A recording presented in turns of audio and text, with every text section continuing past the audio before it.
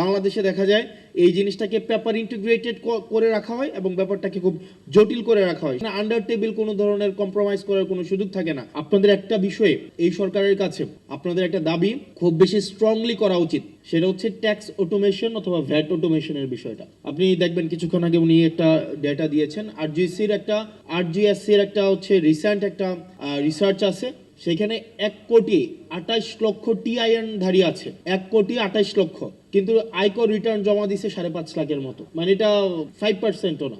আবার আমাদের registered business প্রতিষ্ঠান আমাদের প্রায় 1 কোটির উপরে আছে, সেখানে দেখা যায় বছরে 5 লাখ 7 লাখ হচ্ছে আয়কর রিটার্ন দেয়। এটা দেওয়ার কারণও আছে। আপনি যখন আয়কর রিটার্নের যেই ধরনের বর্তমানে যে ট্রেডিশনাল পদ্ধতি, এই ট্রেডিশনাল পদ্ধতিতে দেখা যায় আপনার পেপার কমপ্লায়েন্সের অনেক জটিলতা, এবং কিছুদিন আগে একজন বিজনেসম্যান বলছিলেন এনবিআর যেটা রয়েছে এটা বেসিক্যালি হচ্ছে এখন ন্যাশনাল ব্যুরোক্রেটিক রিপ্রেশনের একটা বলা যায় এনবিআর স্ট্যান্ডফোর্ড। তো দেখা যায় ট্যাক্স ফাইল জমা দেওয়ার ক্ষেত্রে যে ধরনের জটিলতা, এই জটিলতা যদি আমরা অটোমেশন করে দিতে পারি, পেপারলেস করে দিতে পারি, অথবা এনআইডি কার্ডের সাথে যদি আমরা ইন্টিগ্রেটেড করে দিতে পারি, তাহলে এক কার্ডে অল সার্ভিস হচ্ছে আমাদের হয়ে যায়, এবং আন্ডার টেবিল যেই ধরনের কম্প্রোমাইজ আছে বা আন্ডার টেবিল যেই ধরনের নেগোসিয়েশন হয় সেটাও কিন্তু কমে যায় এবং সেটা অলমোস্ট জিরো হয়ে যায়।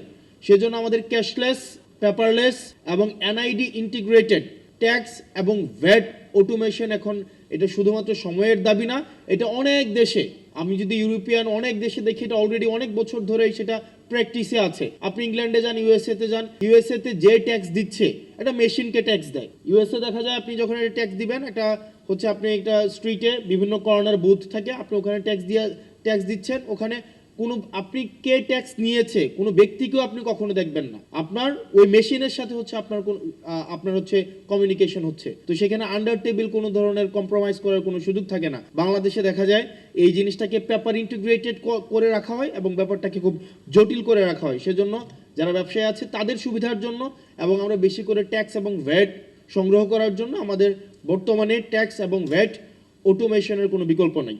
আর দ্বিতীয় যে বিষয়টা, বর্তমানে আমাদের যেই সংকট, আমরা কিছুদিন আগে যেই জাতীয় সংকটের মধ্য দিয়ে গিয়েছে, সেটা হচ্ছে আমাদের ফুয়েল ক্রাইসিস, একই সাথে সাথে আমাদের এনার্জি ক্রাইসিস। এই ফুয়েল এবং এনার্জি ক্রাইসিস এখন দেখা যায় লম্বা লাইন কমে গিয়েছে, এখন লম্বা লাইন নাই।